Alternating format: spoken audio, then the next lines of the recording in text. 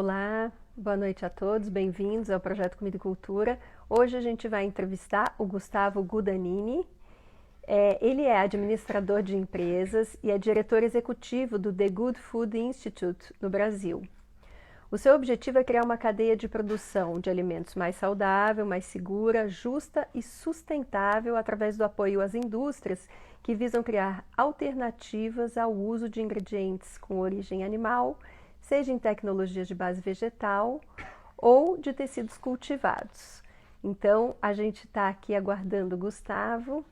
Bem-vindos ao Projeto Comida e Cultura. A gente tem feito algumas entrevistas aqui no nosso canal, todas as terças-feiras, às 18h30.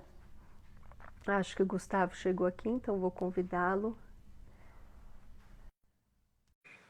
Então, se vocês quiserem assistir as outras entrevistas, elas estão aqui disponíveis no nosso IGTV e também no nosso canal do YouTube. Olá, boa noite, Gustavo, tudo bom? Boa noite. Tô colocando o meu fone aqui, antes que o pessoal comece a reclamar que o meu áudio tá metalizado. Tá bom. Você tá me ouvindo bem?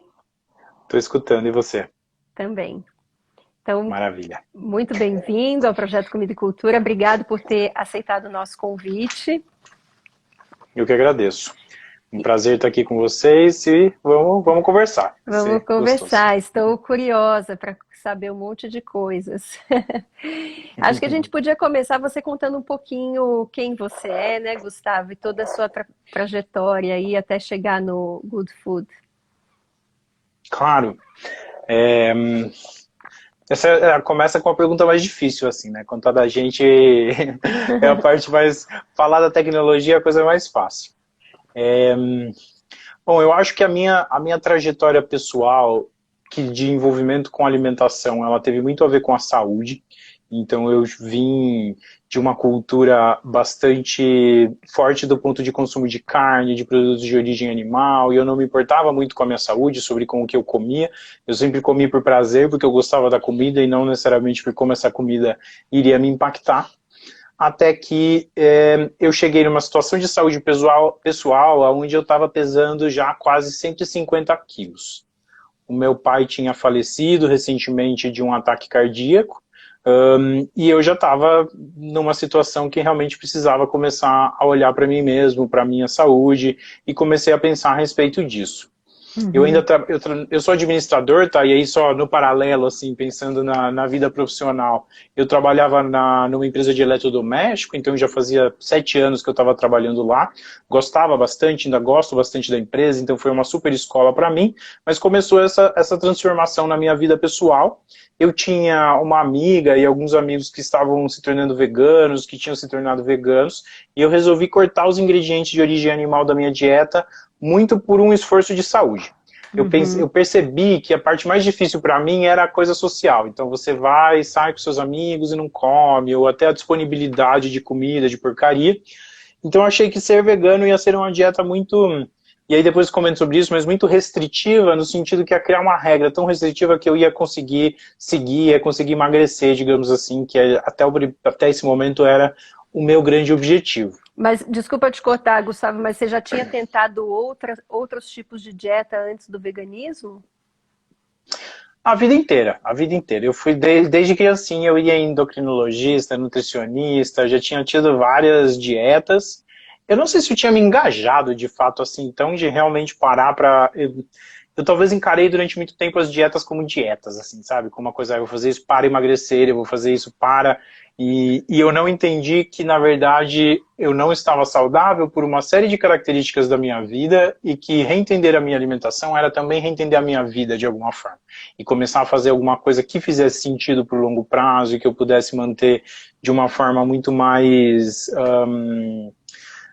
perene mesmo, assim, sabe? Que não fosse essas dietas vai e vem, que você faça uma semana sem comer tal coisa e depois na outra semana você engorda tudo de novo, aquilo que você não engordou na semana anterior. Eu acho que, eu sempre falo que o meu emagrecimento começou na terapia e não na nutrição, nos nutricionistas, assim, né? Então, durante muito tempo, e obviamente nada contra a profissão, tá? Ao contrário, depois eu também precisei para conseguir me educar. Mas, assim, durante muito tempo eu escutei os outros como agentes externos disso, assim, sabe? Então eu ia no nutricionista, seguia uma dieta por um tempinho, depois engordava tudo de novo. E aí Uhum. chegou um momento onde eu repensei a minha vida, que eu comecei a fazer terapia, comecei a ir em psicóloga, minha psicóloga era ótima, ela chacoalhou o meu entendimento de mim mesmo, do mundo, assim, e eu resolvi realmente fazer uma mudança na minha vida. Então foi Uhum. esse o momento que eu comecei a olhar para o veganismo. Desculpa que eu falo bastante, eu falo correndo, pode me interromper a qualquer momento, Fica à tá? vontade. A gente está aqui para te ouvir.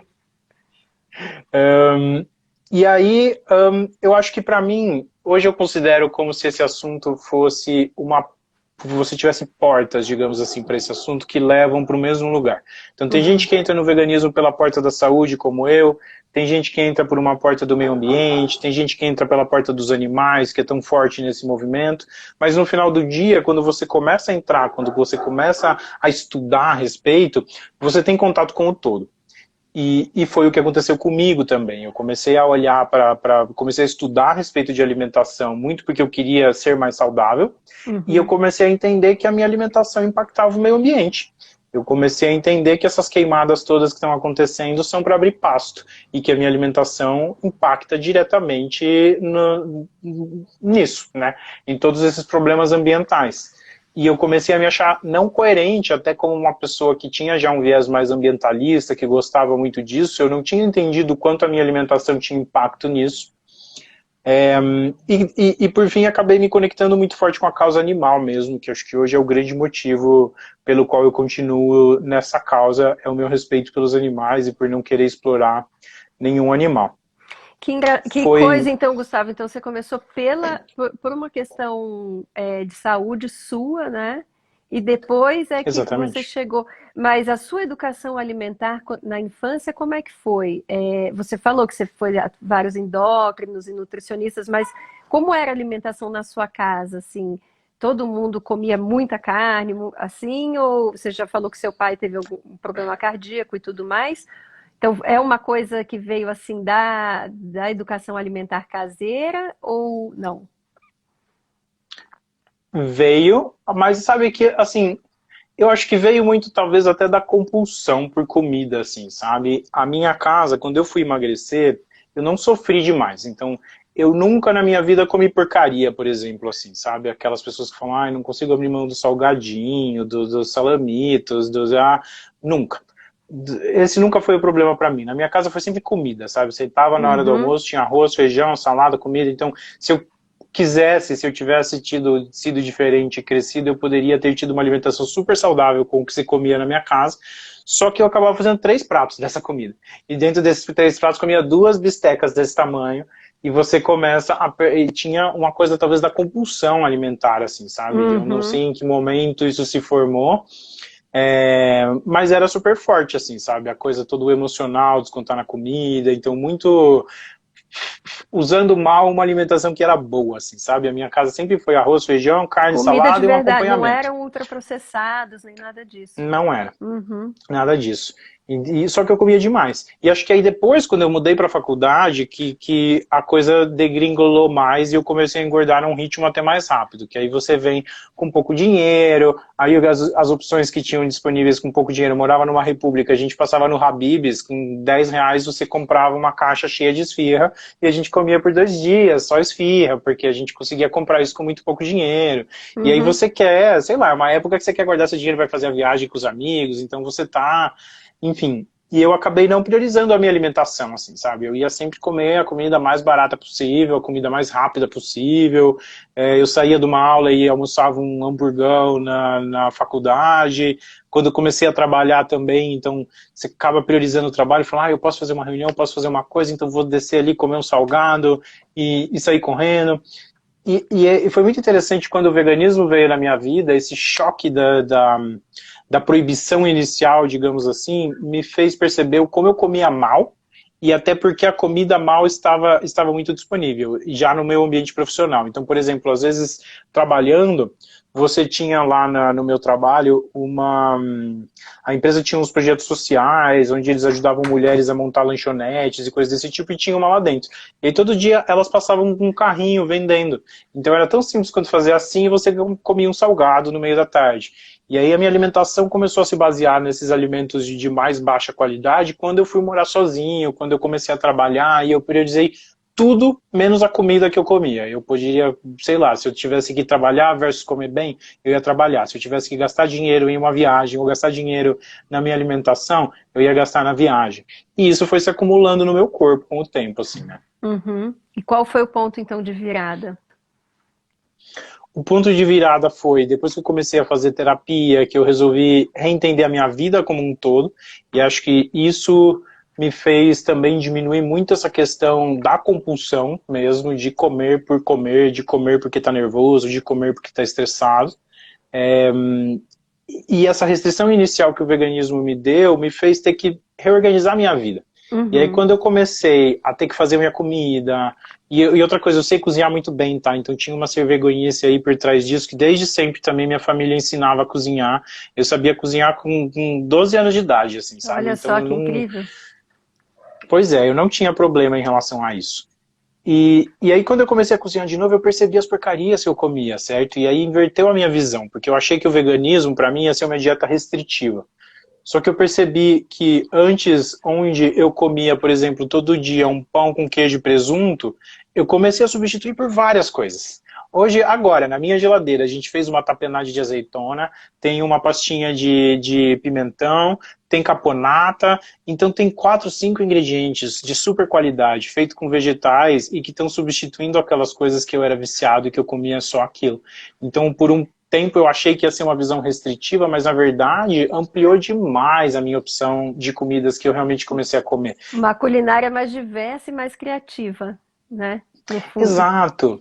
Mais conectado com a comida de verdade, assim, também, sabe? Então, em vez de você Uhum. comer o salgado de frango, porque ele é o que passa do seu lado no carrinho, eu tinha que me planejar em casa para levar uma comida para no meio da tarde no trabalho, quando eu fosse ficar com fome, eu teria alguma coisa para comer. Então, mudou a minha vida e num jeito que eu achei que ia ser incômodo, porque você tem que se planejar, você tem que comprar, se é o grão, você tem que deixar de molho. Uhum. Só que isso se encaixou super bem na minha vida e eu percebi que, na verdade, eu estava viciado em outras coisas, assim, eu estava completamente alienado da minha alimentação, que é um dos aspectos mais importantes da vida, assim, né? Então, quando eu me reconectei com o meu corpo, o processo de emagrecimento foi muito fácil, assim, sabe? Eu não sofri. Eu aproveitei até, assim, de reaprender a cozinhar, sabe? Quando você fala, tipo, eu sou super bom em fazer uma receita. Eu estava falando hoje sobre o pão, por exemplo. Meu pai fazia pão, ele fazia umas receitas de pão recheado de calabresa, de carne, de não sei o quê. E quando eu fui reaprender a cozinhar, eu falei, como será que eu faço um pão sem produtos de origem animal? Então Uhum. teve todo esse processo que, no fim das contas, foi super rico, assim, sabe? Não foi um processo pobre, de limitação, de agora eu não posso comer. Ao contrário, foi um processo que envolveu descoberta, eu reaprender a cozinhar, eu encontrar de novo um prazer pela comida que eu tinha perdido. Eu acho que isso que eu achava que era prazer, que era comer muito da coisa que eu mais gostava, era na verdade uma compulsão. Eu não Uhum. descobria mais ingredientes, eu não ia atrás mais da fonte da minha comida, eu não me conectava mais com a minha comida. E eu redescobri o prazer da comida, sabe? Foi um processo para mim, no fim, muito rico e muito... Hoje eu não vejo como restritivo, ao contrário, se você listar a quantidade de ingredientes que eu consumia lá atrás, a quantidade de ingredientes que eu consumo hoje, a minha alimentação é muito mais diversa hoje. Uhum. Incrível, né? Nossa, é um exemplo a ser seguido. Muito, muito legal essa sua jornada pessoal. E daí você saiu da empresa de eletrodomésticos e foi diretamente para o The Good Food Institute ou teve alguma outra passagem no meio? E aí conta pra Foi gente o mais ou que, menos. que é o The Good Food Institute, né? Para quem não conhece. Conto super. Eu vou contar um pouquinho só da transição, porque eu acho que, sabe, é uma das coisas que as pessoas mais me perguntam, assim. Eu vejo que as pessoas, quando começam a despertar para outros interesses, elas muitas vezes se sentem desconectadas com o próprio trabalho também, que foi Uhum. mais ou menos o que aconteceu comigo. Eu amava a empresa, amava a cultura, amava o quanto eu aprendia lá. Chegou um ponto onde eu estava indo bem, eu estava meio que sendo promovido. E dentro desse processo de promoção, você constrói o seu plano de carreira. Então, eu diria o que eu ia fazer nos próximos 5 anos. E dentro do meu plano de carreira, eu iria migrar por categorias dos eletrodomésticos. Então, no primeiro ano eu ia estar fazendo alguma coisa para desenvolver ou vender geladeira, no segundo ano eu ia vender fogão, no terceiro ano eu ia vender micro-ondas. Eu olhei para esse plano de 5 anos, que, para ser bem sincero, tinha sido uma das coisas que eu mais batalhei na minha vida, por essa promoção, por chegar ali naquele ponto onde eu ia fazer isso.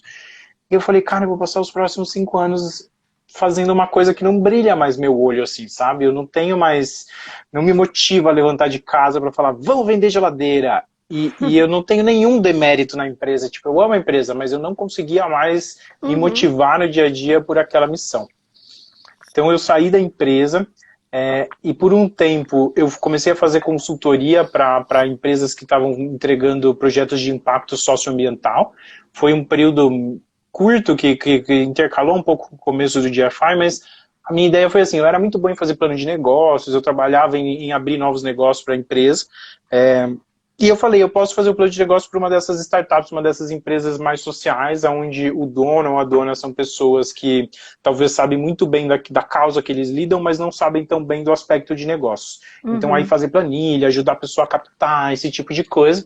Foi uma experiência super legal, porque eu me conectei com uma rede muito nova. Eu percebi que aquele mundo corporativo não era a única coisa que existia no mundo, que ao contrário, tinha muita gente com uma cabeça completamente diferente e imaginando as relações de trabalho de um jeito completamente novo também, que eu acho que para mim foi chocante ao sair da bolha, digamos assim, que eu estava no mundo corporativo. Ao mesmo tempo, ainda não foi o que eu queria, porque eu percebi que eu estava sendo planilheiro de alguém com uma causa. Então, em vez de eu me aprofundar em uma causa, eu estava sendo um suporte meio que sempre igual para diferentes pessoas que tinham diferentes causas. E eu queria Uhum. ter o meu assunto, eu queria poder estudar muito sobre aquilo todos os dias, sabe? Então, como vegano, eu comecei a me conectar dentro do movimento de Effective Altruism com as organizações que já estavam vindo para o Brasil, que no caso era a Mercy for Animals, que já estava aqui. Mandei algumas cartas para eles, a gente começou a namorar para ver se eu iria trabalhar lá. E uma pessoa da Mercy me conectou com o Bruce, que é o fundador do GFI nos Estados Unidos. Uhum. Ele era um diretor que na época estava no board do GFI e tal, ele não está mais hoje nas organizações, mas ele falou para mim, Gus, eu acho que pela sua experiência faz mais sentido o trabalho do que da MFA, que eu estava aplicando. Então conversei com o Bruce, o GFI tinha começado há pouco mais de um ano, eles ainda não tinham uma estrutura internacional, mas a gente resolveu fazer esse namoro. Eu continuei por um tempo até fazendo as minhas consultorias para não onerar o GFI, digamos assim, que não podia ainda ter uma estrutura fora do país. É, e deu super certo, assim. Então, para mim, foi uma conexão incrível, que eu acho que juntou duas coisas. Primeiro, a minha causa, então eu realmente ter a admiração pelo que eu estou fazendo e esse propósito me motivar de um jeito a tocar na minha alma e não só no meu bolso, como as empresas em geral tocam. Uhum. E segundo, no fim do dia, eu fui fazer uma coisa que eu faço bem. E eu quase tomei a decisão errada de ter abandonado, digamos assim, a carreira para trabalhar totalmente dentro de ONG, desse tipo de coisa que não estava ligada no meio de negócios. E hoje eu percebo que seria a decisão errada porque eu sou bom nisso, sou bom de plano de negócio, sou bom de dar consultoria para as empresas, sou bom em ajudar desse ponto de vista. Então Uhum. eu encontrei um trabalho que tem a minha causa e ao mesmo tempo o meu profissional se desenvolve de um jeito que eu gosto e que faz sentido para mim. Acho que foi onde eu estacionei. Eu estou no GFI há pouco mais de 3 anos. E o GFI, agora finalmente respondendo a sua pergunta, desculpa depois de falar por 10 Imagina. minutos sem responder a sua pergunta. O GFI é uma organização, é um instituto que trabalha para desenvolver o setor de proteínas alternativas. Então a gente está olhando para os substitutos dos produtos com origem animal, e com isso a gente tem 3 trabalhos, né? Um trabalho de engajamento corporativo, que é ajudar empresas em geral a entrarem nesse setor. Então a gente está falando desde a empresa de ingredientes, o cara que faz máquina, o cara que faz produto acabado, até o varejo, todo mundo que vende, as distribuidoras. Então toda essa cadeia produtiva. A gente tem um trabalho de ciência e tecnologia, que é realmente desenvolver a pesquisa acadêmica desse campo acontecendo no Brasil.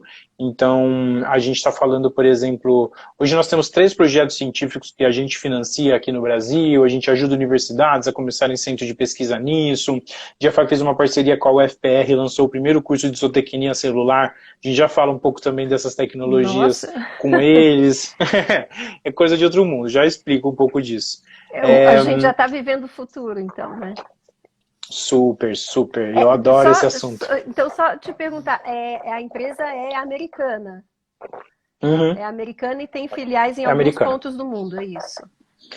Isso. Eu fui o primeiro fora dos Estados Unidos, né? Agora a gente já tem Brasil, Israel, Índia, Ásia Pacífico e Europa. Ásia Pacífica em Hong Kong e a Europa, o principal escritório está em Londres. Uhum. E aí a nossa terceira área, além de Corporate Engagement e SciTech, é Policy, então é o trabalho de políticas públicas, todo o trabalho com governo, regulatório, impostos da categoria, que aí a gente funciona até quase como uma associação de classes, meio que representando todas as empresas junto ao governo. Uhum. Acho que do nossa atuação é isso. Ai, desculpa. Imagina. Talvez uma coisa que faça sentido explicar é o porquê desse trabalho, assim, né? Que é a parte que me brilha muito os olhos e faz a gente chegar também na história da tecnologia. O porquê e também depois explicar um pouco da tecnologia em si, né? Que acho que a maioria das pessoas ainda não conhece, né? Com certeza. Então, assim, do porquê, a gente acha que existem 4 grandes impactos que são muito ligados à produção de animais. A primeira coisa é o desafio social. Como que a gente vai fazer para alimentar as quase 10 bilhões de pessoas que vão estar no mundo em 2050? Então, essa é a previsão real de crescimento, de acordo com a ONU. Hoje o mundo tem 7 bilhões de pessoas, um pouquinho mais, e a gente já tem 820 milhões de pessoas em situação de fome. Isso é muito grave, assim, né? Isso não é uma situação do futuro, isso é agora. Enquanto a gente está conversando aqui, 820 milhões de pessoas não comeram. Isso é 4 vezes o tamanho do Brasil, né? Então é uma situação realmente muito grave. E o que está por trás disso é o fato de que a gente tem uma taxa muito ineficiente na conversão dos animais. Para cada caloria que eu tiro da carne, às vezes são 9 calorias que foram dadas para esse animal ao longo da vida, porque o animal tem metabolismo, ele queima caloria, igual a gente queima. E aí, 90% das calorias produzidas nesse sistema de alimentação se perdem no metabolismo dos animais. Eu dou uma montanha de grãos para o animal comer e eu tiro depois um pouquinho de carne que eu como desse animal. Então a conversão é muito ineficiente. A gente produz muita comida, né? Que é comida pela nossa comida. Exato. Se pensar que a gente consegue alimentar 70 bilhões de animais e a gente não consegue alimentar 7 bilhões de pessoas, como pode? Uma vaca é muito maior que uma pessoa, uma vaca come 70 quilos de comida por dia. A gente consegue alimentar todas as vacas e não consegue alimentar todas as pessoas. Então tem uma causa social aqui que pra gente é muito forte. Depois isso impacta o ambiental. Então quando a gente pensa nessa produção, né, tanto o fato de que cada vez que eu produzo carne, eu tenho que produzir 5 vezes a área disso de grãos para alimentar o meu gado, a minha carne. E aí, com isso, eu estou devastando o meio ambiente, eu estou cortando árvore, o uso é muito intensivo, o uso intensivo de água, a gente está falando de uso do solo, a poluição do ar, né, quando a gente pensa em efeito estufa, hoje os animais somados, eles colaboram 30% mais para o efeito estufa do que todos os meios de transporte. Então pensa que carro, moto, todo esse assunto de combustível, de como que a gente vai parar de usar gasolina, isso é muito menor do que a poluição que hoje é causada pelos animais no ar. Então a gente tem um desafio que é, eu preciso produzir 70% mais comida, de acordo com a FAO, que é o órgão de Food and Agriculture Organization da ONU. E eu tenho que fazer isso usando menos recursos ambientais, porque o meu uso de recursos ambientais hoje já está muito ineficiente. Então tem um desafio que é muito grande, crescer a produção de comida e poluir menos o meio ambiente fazendo muito mais comida. É um desafio muito grande, a gente acredita que várias melhorias são precisas, mas se você não fizer alguma coisa que é um pouco mais disruptiva, se você não mudar o sistema, não vai dar para resolver um problema tão grande. Porque melhorias incrementais resolvem um pouquinho, mas a gente está falando em aumentar 70% a produção de comida e a gente deveria poluir, sei lá, metade do que a gente está poluindo. Então é uma conta que hoje, nos sistemas que existem, fecha, né? Não fecha de jeito nenhum. Eu acho a não ser que todas as pessoas se tornassem veganas, né? Mas isso também é uma coisa muito improvável. Eu quero guardar isso para comentar especificamente em cima desse tópico. Tá. Só terminando a questão dos impactos, né? A gente ainda tem todos os impactos de saúde humana, que pode ser desde igual eu era, então essa questão toda do colesterol. Hoje os maiores gastos públicos de saúde são doenças cardiovasculares, câncer, diabetes, todas altamente ligadas com o excesso de consumo de produtos de origem animal. E as pandemias, né? Então 60% das últimas doenças infecciosas, de acordo com a OMS, vieram dos animais. É gripe aviária, é gripe suína, Covid, AIDS, Ebola. essa pandemia que a gente está vivendo hoje, todas elas, né, que é o Covid, todas elas vieram, de alguma forma, da produção de animais, por uma série de problemas, né? O uso intensivo de antibiótico, espécies diferentes juntas, tem um monte de problema ali. E uma última questão, que é a causa animal como um todo. Então, a gente parar de explorar os animais para poder fazer a nossa comida, e que isso cada vez mais tem trazido interessados, digamos assim. A gente tem mais e mais pessoas com essa visão de mundo que começam a influenciar as empresas também. Então, olhando para essas 4 causas, que é a social, ambiental, a saúde e a causa animal, a gente fecha o problema. Agora, a questão é como que se soluciona, e isso volta em exatamente o comentário que você fez. Tem uma solução que é muito simples. Todas as pessoas do mundo mudarem os seus hábitos alimentares, se tornarem veganas, pararem de consumir os produtos de origem animal, a alimentação vai ser muito mais eficiente. Mas, né, o mundo vai ter 10 bilhões de pessoas. E qual a chance da gente convencer todas as 10 bilhões de pessoas do mundo? Quando a gente fala em comida, comida não é nutrição. Comida é a coisa mais cultural que existe. Quando a gente senta na frente do nosso prato de comida, né, a gente está sentado com as culturas, os hábitos, as tradições, as receitas de família. Em São Paulo, de sábado, se come feijoada. Em tal outro lugar tem o virado paulista. Você vai para o sul, tem o pato, o marreco, recheado, sei lá. Você tem... A nossa comida diz de onde a gente é, diz o que a gente faz, né? Então, quando alguém vai para um churrasco, essa pessoa não está buscando proteína. Gente, precisa de proteína, vamos fazer um churrasco. Churrasco é sociabilização, é aquele momento, todo aquele ritual do que acontece no churrasco faz parte, né, do churrasco. E aí a nossa tese, ela parte de uma frase que é: as pessoas não resistem à mudança, elas resistem a serem mudadas. Então, como que a gente pode trazer a mudança sem ter que mudar as pessoas? Como que eu mudo sem ter que convencer todas as 10 bilhões de pessoas, uma a uma, a se tornarem vegetarianas? E agora vem a ideia que talvez eu possa fazer a comida que as pessoas já querem através de uma outra tecnologia. Em vez de te convencer a comer uma coisa diferente, eu falo: você quer comer churrasco? Beleza, eu vou te entregar o seu churrasco. Mas eu vou fazer a carne desse churrasco com uma tecnologia diferente. Vai ter gosto, vai ter cheiro, vai ter textura, aparência, tudo que você quer da carne, mas ela vai ser feita com uma tecnologia diferente. E isso nasce os vieses tecnológicos. Pode falar. Não, é porque eu nunca experimentei, né? Eu fico pensando, com base vegetal você consegue fazer, então, um hambúrguer de fato que tem textura de hambúrguer, sabor de hambúrguer como o da carne bovina, por exemplo? Exatamente. Então hoje a gente vê que tem são 2, mas 3 tecnologias. Dentro do mundo dos vegetais, você pode usar as proteínas vegetais diretamente. Então a gente está falando, ao invés de tentar fazer um hambúrguer de grão de bico para ter gosto de grão de bico, eu vou usar a tecnologia que agora está disponível para fazer ter gosto, textura de carne mesmo. Então tem empresas que estão fazendo extrato de beterraba para copiar sangue, colocar dentro do hambúrguer, você morde o seu hambúrguer vegetal, ele sangra. E ele sangra, o sangue dele foi feito a partir de beterraba, a partir da hemoglobina de soja. Mas o sabor fica da beterraba? Isso que me intriga. Não, o sabor é de carne, assim, né? E óbvio que cada tecnologia vai chegando lá, né? Elas vão melhorando, então você vai ter produtos que você gosta mais ou menos. Mas assim, por exemplo, pro hambúrguer, é um produto que se você servir numa hamburgueria e não contar para as pessoas, elas não vão nem perceber que elas estão comendo uma coisa diferente. O hambúrguer, as carnes processadas, é muito fácil de fazer.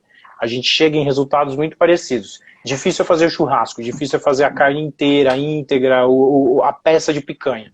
Mas a carne processada, hambúrguer, salsicha, linguiça. Esses dias saiu agora uma isca de peixe.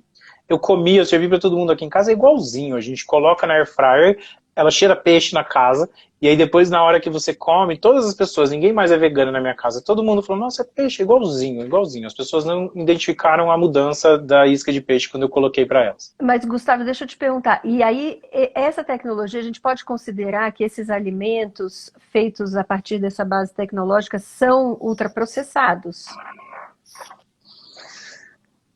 Essa é uma discussão super, super interessante, assim, né? Então, hoje quando a gente fala a respeito dos ultraprocessados, e aí eu não quero entrar em território, sendo que eu não sou nutricionista, mas eu acho, e isso são os pontos que estão sendo ditos. Então, em primeiro lugar, a gente tem que pensar não só no processo em si, mas na qualidade dos ingredientes utilizados no processo.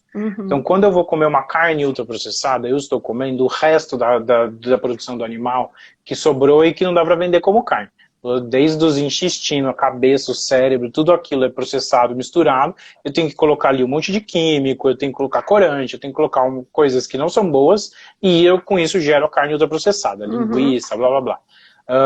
Essas carnes ultraprocessadas, elas são listadas pela Organização Mundial da Saúde como tipo A de produtos cancerígenos, então o mesmo tipo do cigarro e do amianto. Então significa que é comprovado o link desses produtos com o câncer. Beleza. Quando a gente fala de uma carne vegetal, ela é feita a partir, por exemplo, da proteína isolada. A proteína isolada vegetal é um dos ingredientes mais nobres que existe, né? As pessoas pagam caríssimo para tomar whey protein, por exemplo, que é a proteína do leite. Então, a proteína isolada, ela não é um ingrediente de baixíssima qualidade, igual aquele usado nas carnes ultraprocessadas.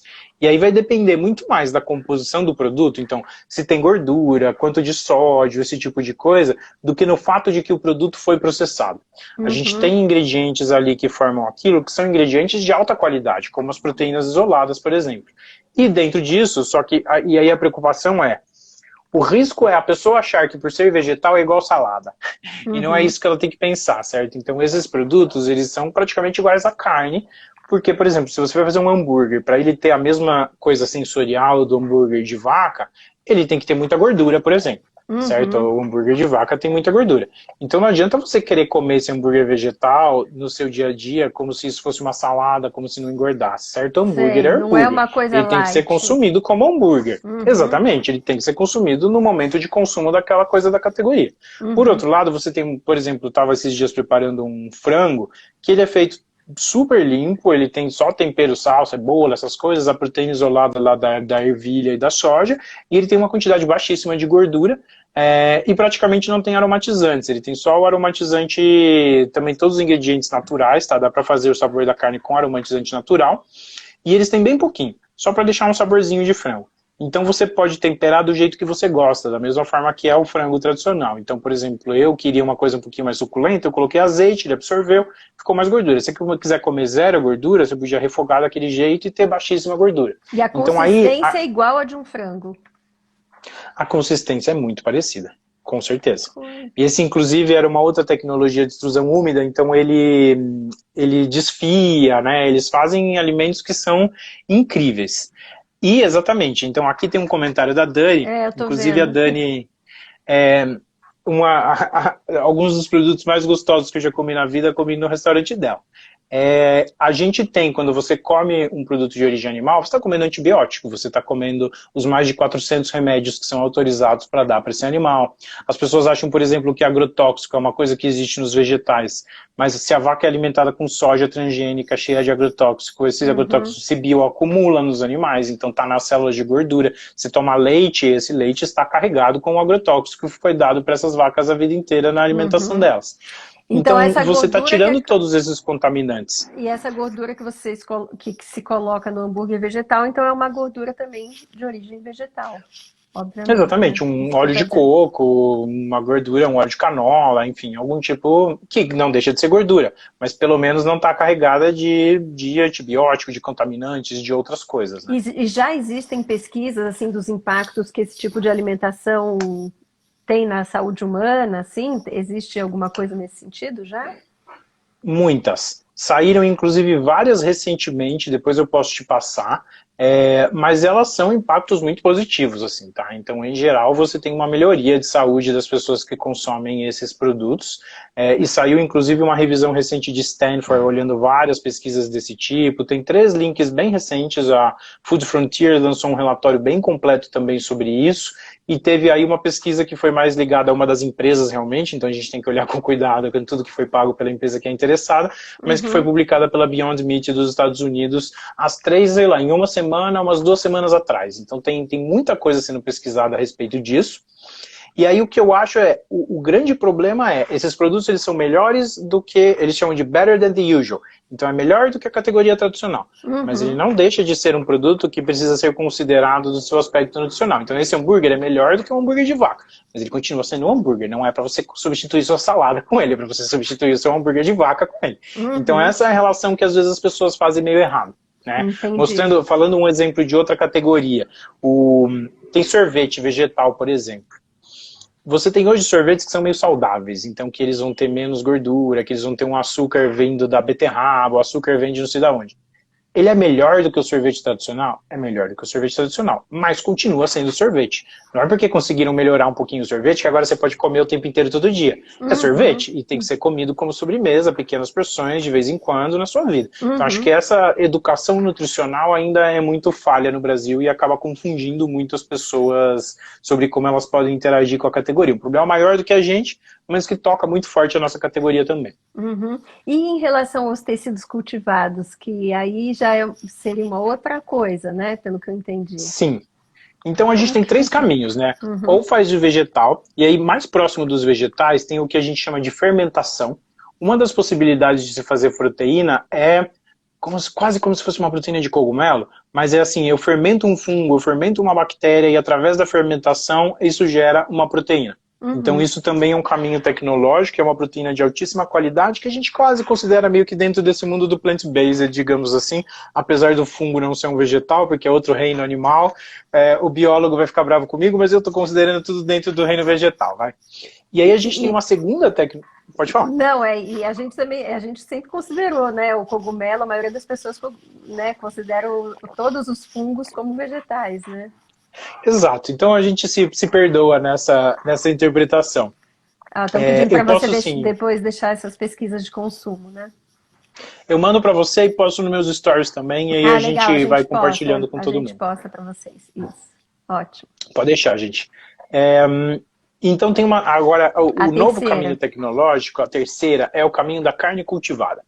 Isso é uma coisa que parece maluquice de ficção científica, mas que está acontecendo e está quase lá. Como que é isso? A gente quer fazer a carne a partir da célula do animal, reproduzindo as células de animais. E aí esse processo, né, ele primeiro começa com a coleta de célula. Então, dependendo do tipo de animal, vai ser de um jeito diferente, mas tem que ser um animal vivo, não dá para coletar da carne. E normalmente é como se fosse uma biópsia, vai? Você tira o tamanho de um grão de gergelim de células desse animal e leva essas células para dentro de casa. E aí, a partir daí, eu vou desenvolver essas linhagens celulares sempre usando o mesmo conjunto de células. Eu não vou mais coletar do animal. Então, eu nasci aí a linhagem celular. Eu pego essas células e vou dar comida para elas. Essa comida da célula chama meio nutritivo, certo? Eu coloco essas células em um meio, em um líquido, que vai estar cheio de nutrientes. Todas as vitaminas que ela teria dentro do corpo do animal, todos os nutrientes, fatores de crescimento, tudo que a célula teria dentro do corpo do animal, a gente tem que reproduzir igualzinho nesse meio nutritivo. E isso, só fazendo um parênteses, já é a mesma coisa que a gente faz para reprodução in vitro. Então hoje, se eu for até como que as vacas são reproduzidas hoje para consumo, né? Você tem aquelas vacas que são vendidas por R$1 milhão, porque elas são ótimas, essa vaca nunca engravida.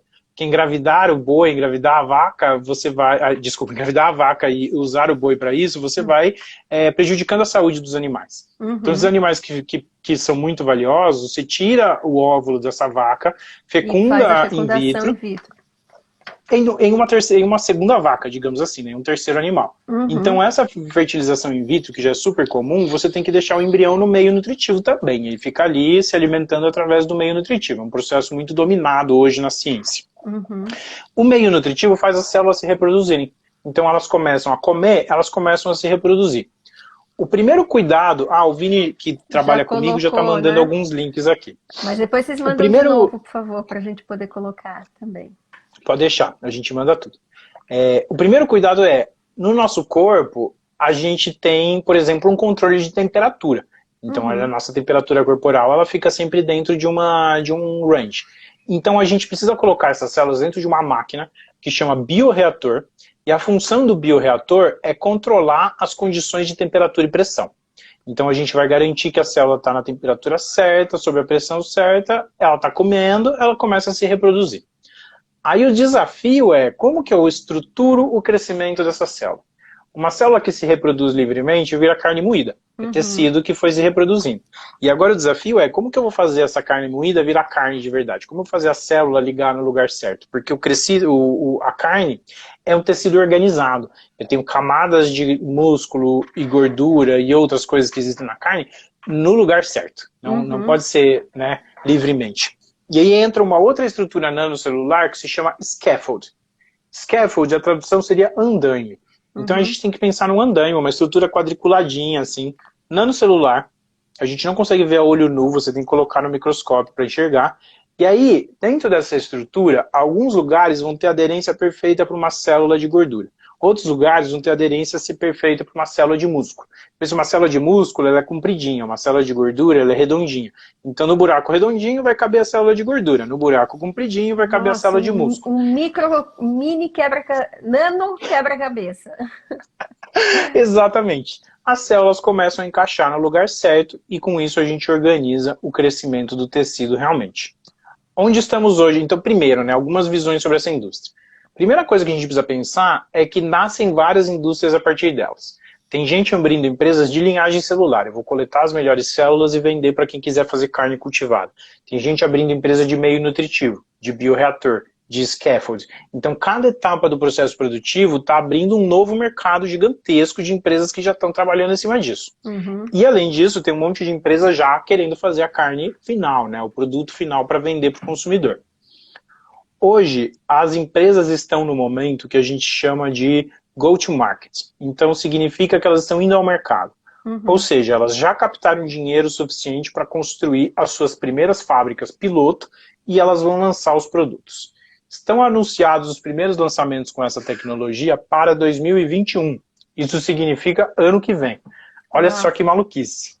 Isso é um assunto, ficção científica que parece de outro mundo, e já tem muitas empresas trabalhando nisso, mais de 60 empresas hoje no mundo, e elas estão anunciando que vai ter produto no supermercado ano que vem já. 2021 a gente vai ver a carne sendo feita totalmente a partir de células. Aliás, já Nossa. vimos isso, já foi feito, só não tem escala de custo para ser vendido, e agora vai ter uma escala maior. Isso que eu ia te Como perguntar, e que, o custo disso vai ser, desculpa te cortar, mas vai ser maior ou menor do que o custo que a gente tem hoje com a carne? Porque a nesse impressão que me primeiro dá é que momento, vai ser muito mais alto, né? Porque envolve tanta vai ser muito mais alto. tecnologia, tanto... O primeiro almôndega que foi feita custou US$ 8.000 com essa Uau. tecnologia. E aí, alguns anos depois, 2 anos depois, já era possível fazer por US$ 800. Agora, no ano passado, eles estavam fazendo por US$ 50. Então, eu não consegui ainda vender uma almôndega a R$ 200, mas eu fui tendo uma evolução do custo da maneira como era esperada e da maneira como era desejada. A partir de agora, esse produto chegando ao mercado, ele vai passar por um ciclo que todos os produtos passam, que é chamado de ciclo de evolução de tecnologia. Então pensa quanto custava um celular quando lançou lá atrás, né? As primeiras pessoas que tiveram celular eram pessoas riquíssimas, era uma coisa chique. Nos Estados Unidos teve um movimento de meio que um telefone com fio no carro antes de poder ter celular na mão. Eram coisas de pessoas ricas. Um Uhum. computador era uma coisa caríssima, só o banco podia ter, porque era gigantesco, ocupava uma sala inteira. Essas tecnologias, durante as décadas seguintes, foram evoluindo e ficando mais baratas. Uhum. Principalmente por duas coisas: ciência. Então eu fiquei investindo para baratear aquilo, eu fiquei fazendo pesquisa acadêmica para baratear aquilo, e escala. Quanto Uhum. maior a minha produção, mais eficiente a minha fábrica, mais eficiente o meu transporte, mais eu compro matéria-prima, então eu consigo diminuir os meus custos com escala. Nessa indústria nova vai acontecer a mesma coisa. Então os primeiros produtos que forem lançados, eles vão ser produtos que vão ter um alto custo. Eu Uhum. não sei como eles chegam para o consumidor, né? Eles vão chegar aos Estados Unidos, Europa e Israel, Singapura em primeiro lugar, tá? O Brasil não deve ser o primeiro a lançar. Uhum. Eu não sei como eles chegam para o consumidor, porque talvez as empresas escolham investir, literalmente colocar dinheiro do investidor, digamos assim, para pagar uma parte do custo e você conseguir vender. Mas eles tendem a ser um produto ainda premium no começo. E essa tecnologia vai se evoluindo com o tempo. Então, no começo, eles vão ter uma planta piloto, que vai fazer poucos produtos em poucos lugares. Depois, isso vai expandir, vai fazer uma plantinha maior. Depois, isso vai virar uma fábrica. Então, a gente vai ter pelo menos uns 5 anos até isso estar começando a aparecer nos lugares de um jeito um pouco mais consistente. E eu diria que uns 10 anos disso lançado até a gente ter paridade de custo realmente e falar que esse produto pode custar a mesma coisa que o outro. Uhum. Mas a tendência é muito boa. E, Então eu estou falando que em 3 semanas eu faço carne que hoje demora 2 anos e meio eu criar um boi, alimentar esse boi com 70 quilos de comida por dia, 30 litros de além água. de todos os impactos ambientais, mas e nutricionalmente, né? Como esse bife ele vai ser tão nutritivo quanto? Porque você, pelo que eu entendi, esse meio, essa cultura que ele tem que ser ficar ali de molho, crescendo, vamos dizer assim. Você estava me falando, me remeteu justo assim como a gente faz fermento em casa, né? Como a gente, É isso mesmo. né? Ou faz o É isso mesmo. iogurte, ou faz o... É a mesma coisa, só que, né, é claro, em laboratório com um monte de tecnologia. Então, É. nutritivamente, vai funcionar, ele vai ter o mesmo teor nutritivo que um bife de um boi? Inicialmente, sim, considerando que isso é uma coisa ruim para a indústria, tá? Então, assim, nesse primeiro momento, a gente está tentando replicar a carne do jeito que ela é. Significa, se você comer muito, você vai ter câncer do mesmo jeito que as pessoas que comem muito carne hoje, de acordo com a Organização Mundial da Saúde. Se você comer Uhum, demais, você vai ter doenças cardiovasculares. Por quê? Vai ser carne. É igualzinho o outro produto, ela é idêntica. Então, ela vai trazer, inclusive, as doenças que o outro produto traz, se você comer em grandes quantidades, mais do que deveria comer. uhum, Qual que é o futuro disso? Agora, isso é super legal, tá? Agora eu vou viajar um pouco. Até agora o que eu falei já é totalmente baseado pela ciência, vai acontecer no que vem. uhum, Agora o que eu vou falar é exercício de futurismo. Então é o futuro que a gente imagina, que a gente está perseguindo, mas que ainda não está uhum, cientificamente embasado. A ideia é a gente, já que estamos mexendo na carne em nível molecular e em nível celular, conseguir fazer carne melhor. Então, por exemplo, eu poderia fazer uma edição CRISPR, por enquanto também esses produtos não são geneticamente modificados. Eu estou pegando uma célula, reproduzindo essa célula, não tem modificação genética. Eu poderia fazer uma edição genética e fazer a célula não produzir colesterol. E aí produzir carne de vaca com zero colesterol. Eu poderia, por exemplo, no momento em que eu estou reproduzindo esses tecidos, colocar no tecido de vaca algumas células também de peixe e com isso fazer uma carne de vaca com ômega 3. Então a gente, ideia que é que no loucura. futuro a gente realmente faça o design da nossa comida, né? A food engineer, eu quero escolher o que vai ter na minha comida em nível molecular. E uma outra coisa super legal é o fato de que hoje a gente é viciado em 4 animais, digamos assim, que são os animais que são produzidos para consumo em larga escala. A gente come Uhum, carne de vaca, carne de peixe, carne de frango, carne de porco. uhum. E aí você tem lá um cordeirinho de vez em quando na vida, 2 vezes por ano. Agora, com essa tecnologia, eu vou produzir qualquer carne em qualquer lugar. A gente acabou de assinar um acordo com o governo do estado do Amazonas. E o desafio que a secretária do governo do estado do Amazonas me deu é, eles ainda têm um problema muito grande com carne de caça. Lá se Uhum, consome muito peixe-boi, né? O peixe-boi ainda é caçado pela carne, tem churrasco de arara, sopa de tartaruga. Então os uhum. animais da Amazônia ainda são muito caçados pela população local, que está crescendo cada vez mais e ameaçando essas espécies de extinção. Agora a gente poderia pegar uma célula de peixe-boi, fazer carne de peixe-boi dentro de uma fábrica e vender para o mundo inteiro.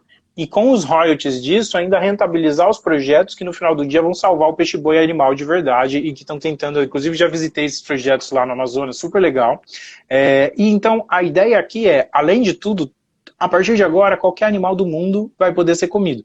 Eu posso comer peixe-boi, eu posso comer arara, eu posso comer tartaruga, eu posso experimentar Que carne de ouriço, loucura. sei lá. Coisas que eu nunca imaginei. Deixa eu Então a te... quantidade de sabores que vai abrir vai mudar completamente a nossa alimentação. diversificar, né?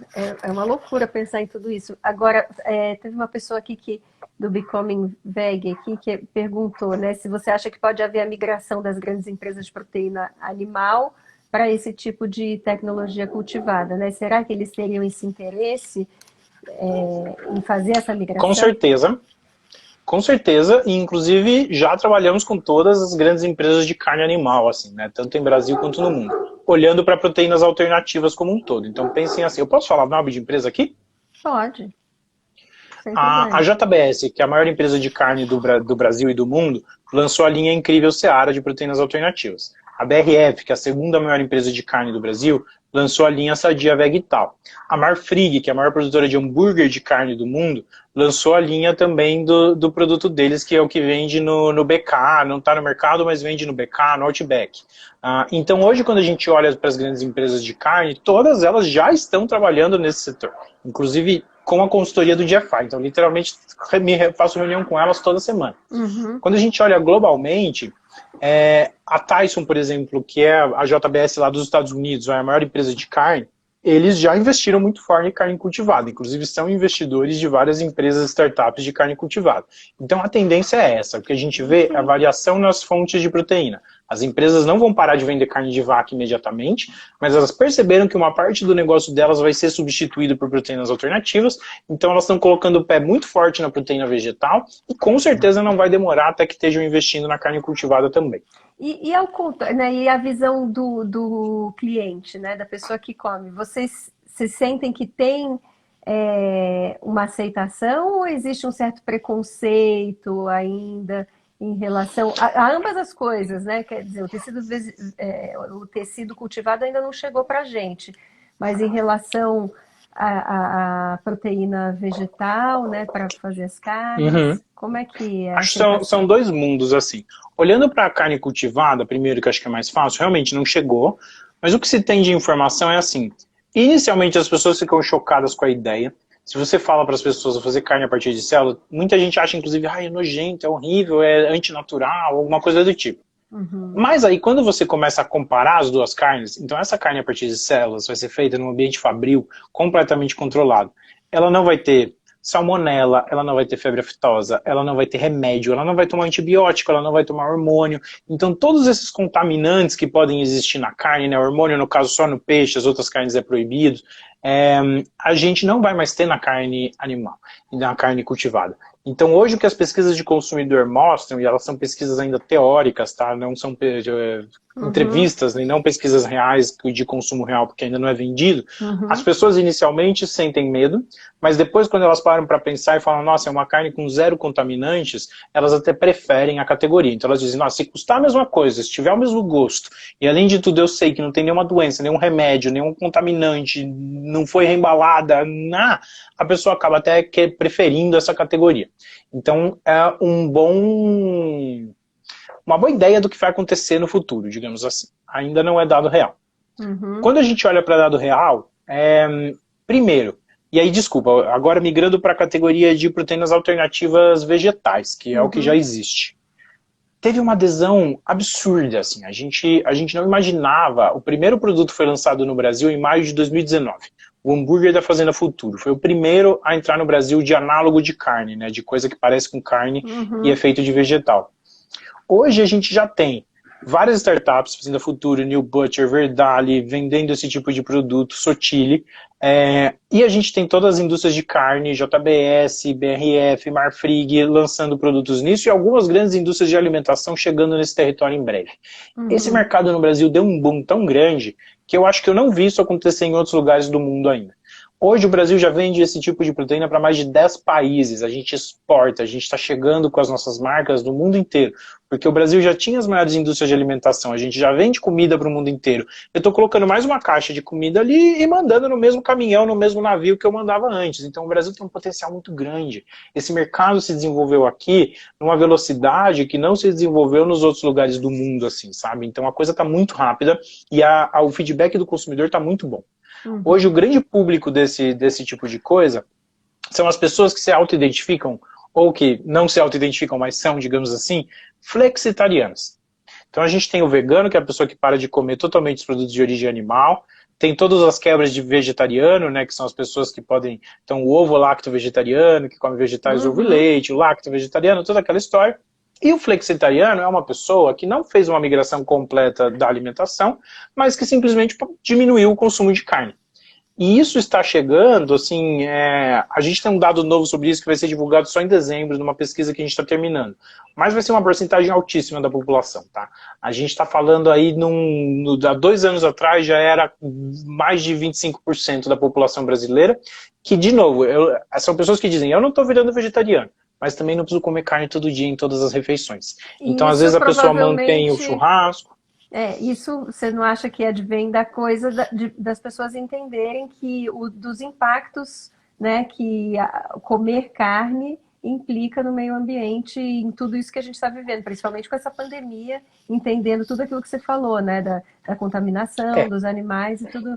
Eu vou pedir licença até nesse momento para falar para quem está nos ouvindo e não conhece o projeto Comida e Cultura, que vieram aqui por causa do Gustavo, que o nosso projeto, qual que é a intenção dele? A gente ensina crianças a cozinhar e a se alimentar dentro de escolas aqui em São Paulo, né? E a gente quer que esse projeto vá para mais escolas em São Paulo e em todo o Brasil, porque a ideia não é só aprender a cozinhar, mas também entender o alimento de forma completa, né? Entender da onde que ele vem, onde é que ele foi produzido, quem é que produziu, como é que ele chegou para a gente, quais impactos que eles causaram no meio ambiente, enfim, falar sobre o desperdício que está interligado com tudo isso que você está falando, né? Que foi o que te motivou a entrar nesse negócio de cabeça, tanto de corpo e alma, né, Gustavo, pelo que eu percebi, porque é uma coisa, uma mudança pessoal que te levou para uma mudança profissional e te engajou de uma forma que é incrível te ouvir falar, porque é muito animador. Então, sigam o nosso projeto aqui e ouçam as outras entrevistas com outras pessoas que a gente fez, muito interessantes também na área. E quem não entrou desde o começo, essa entrevista vai ficar gravada aqui no nosso IGTV. Então obrigado e parabéns por esse projeto, isso é muito importante. O que eu vejo, a deficiência no mundo da educação alimentar realmente é muito grande, assim, né? Desde a nutrição básica, a pessoa achar que carne é proteína, por exemplo, e achar que cada coisa é uma, né? Carne é proteína, macarrão é carboidrato, tal coisa, cada coisa só tem um nutriente ali dentro, até realmente o baixo entendimento que a gente tem de onde veio a comida, como ela foi produzida, enfim. Parabéns, esse projeto seu é muito, muito importante. Muito obrigada. Deixa eu só ver de perguntas aqui. Uma pessoa perguntou, eu perdi agora, sobre onde que encontra essas pesquisas. No nosso site, gfi.org.br, gfi.org dos Estados Unidos, você tem uma página lá que chama Resources, que você ainda tem um monte de conteúdo. No nosso site Brasil, gfi.org.br, todos os sites, os conteúdos sobre o Brasil. Eu olharia, tem um link específico que é gfi.org.br/indústria. Lá tem o nosso relatório anual da indústria e a gente coloca linka quase todos os relatórios que foram feitos, então ali tem bastante coisa. Esses novos de saúde ainda não estão, porque eles são bem novos realmente, mas a parte toda de pesquisa de consumidor, essas coisas, está no relatório anual da indústria que a gente lança todos os anos. E teve uma pessoa aqui também, a Larissa, que perguntou essa parceria que você fez com o governo da Amazônia, se não é possível fazer também com o governo do Pará, porque a realidade lá é muito parecida. Ela falou em relação à carne de caça, né, que você estava contando. Com certeza, e a gente essa parte da carne cultivada é super legal, mas tem uma parte muito forte da exploração positiva da Amazônia. Então o que a gente está fazendo lá até sexta-feira eu tive a honra de apresentar isso para o vice-presidente Hamilton Mourão, no meio de todos os pontos que a gente está tendo, as críticas, etc., mas eles se abriram a escutar a respeito dos nossos projetos para a Amazônia. E está tendo um esforço muito grande, não só do GFI, mas de outras entidades, da gente rentabilizar a floresta em pé. Então essa ideia de que devastar é necessário para ganhar dinheiro é uma ideia errada. A Amazônia de pé dá muito mais dinheiro do que a Amazônia derrubada, do que a madeira da Amazônia. A gente só não sabe usar os ingredientes. Então a gente precisa de pesquisa científica para aprender a usar os ingredientes amazônicos em aplicação de produto. E isso é um dos nossos grandes interesses, inclusive a gente deve patrocinar mais pesquisa científica voltada nesse setor aqui, então super interessante, e aí se alguém quiser fazer o link com o governo do Pará, pode mandar e-mail por aqui, ou aliás, mensagem por aqui, ou então gustavo.g@gfi.org, nosso site, enfim, qualquer jeito que vocês quiserem fazer contato com a gente, mas eu respondo aqui no Instagram também, então só mandar mensagem que a gente responde. Então aqui, eu vou agradecer a sua presença, porque a gente está chegando ao finalzinho, faltam 2 minutos, e eu vou te fazer uma pergunta, Gustavo, que eu faço para todos os nossos entrevistados aqui. Gustavo, hoje em dia, você tem fome do quê? Que boa pergunta. Eu tenho fome de sustentabilidade. Eu quero que a nossa comida entregue a sustentabilidade. E sustentabilidade, para mim, é social, ela precisa ser produzida de um jeito que seja justo com as pessoas, é ambiental, não adianta a gente fazer de um jeito que destrua o meio ambiente, não esteja como a gente produzir comida amanhã, e é também econômica, um mercado só é sustentável se ele for economicamente viável, né? A gente sempre fala, a gente quer que as pessoas lucrem com proteína alternativa? Quer, porque as pessoas só vão implementar se elas lucrarem mais do que elas lucram hoje com um produto que não é sustentável. Então é isso que eu queria poder olhar para minha comida e falar, legal, isso é sustentável, isso é justo socialmente, isso é economicamente viável e está fazendo bem para o meio ambiente. Nossa, Gustavo, isso é um sonho, né? Porque eu acho que realmente é muito difícil a gente tentar transformar se não tiver todos esses fatores que você está falando, né? Porque é falso a gente dizer, não, então economicamente a gente tem que mudar o sistema completamente. É muito difícil, muito utópico mudar, né? Assim, completamente o sistema. Então, a gente vê que aí está uma solução interessante. Realmente, parabéns pelo seu trabalho. Muito obrigada mais uma vez Muito pela obrigado. entrevista. Agradeço a todos que estiveram aqui. Quem quiser ouvir na íntegra, pode assistir no nosso GTV e sigam o nosso perfil, @Projeto Comida e Cultura. Boa noite a E eu que todos. agradeço pelo convite também para conversar com você hoje. Quero agradecer para todo mundo que mandou mensagem aqui, Danilo, Larissa, enfim, todo mundo que está conversando com a gente. E também, portas abertas no meu perfil, em todos os lugares, para a gente se conectar. Muito obrigado pelo convite. De nada, Gustavo. Um prazer. Um abraço a todos. Boa noite. Boa noite.